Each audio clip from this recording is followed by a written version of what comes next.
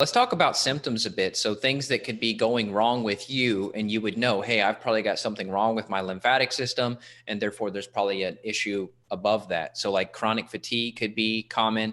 We talked about the swelling of the lymph nodes, like your throat, the jawline there, the armpits, the groin, muscle aches and pains, joint pains, Hmm. sore throat, just in general. That's Right. pretty easy. Getting colds more often, frequent infections, viruses, fibromyalgia symptoms, arthritis, and even cancer formation could be on this list here because what's it called? Hodgkin's disease.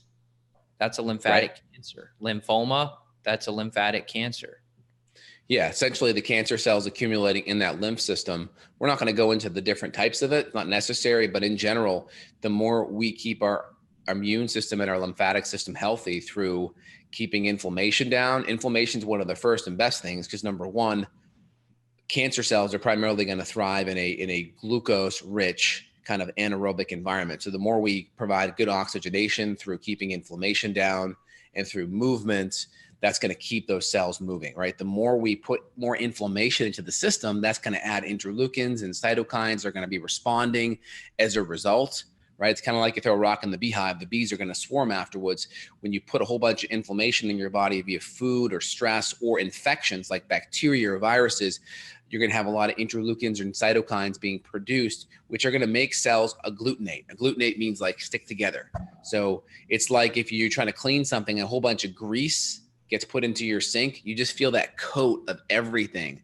And that's kind of what's happening in your lymphatic system. Everything just gets really viscous and very coated. So we want to make sure that we keep inflammation down. So a good paleo template.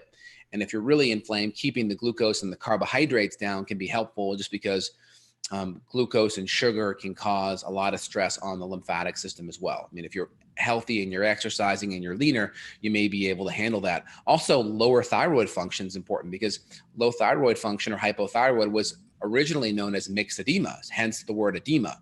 So we need healthy thyroid function also for your metabolism to work, for your heart to work and such. So we need healthy thyroid levels. We can see extra fluid retention with that. I see a lot of people develop fluid retention during an autoimmune flare. So getting exposed to gluten or any other autoimmune foods that could create inflammation. And of course, people that are more, that have an autoimmune predilection or predisposition, they're going to create more inflammation and their immune system is going to aid. Their immune system is going to actually come to the party and create more inflammation by attacking. So we talked about adding inflammation to the system.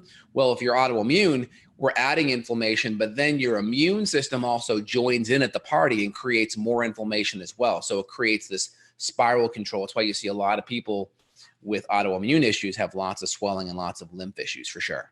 Not good. So you got to get it under control.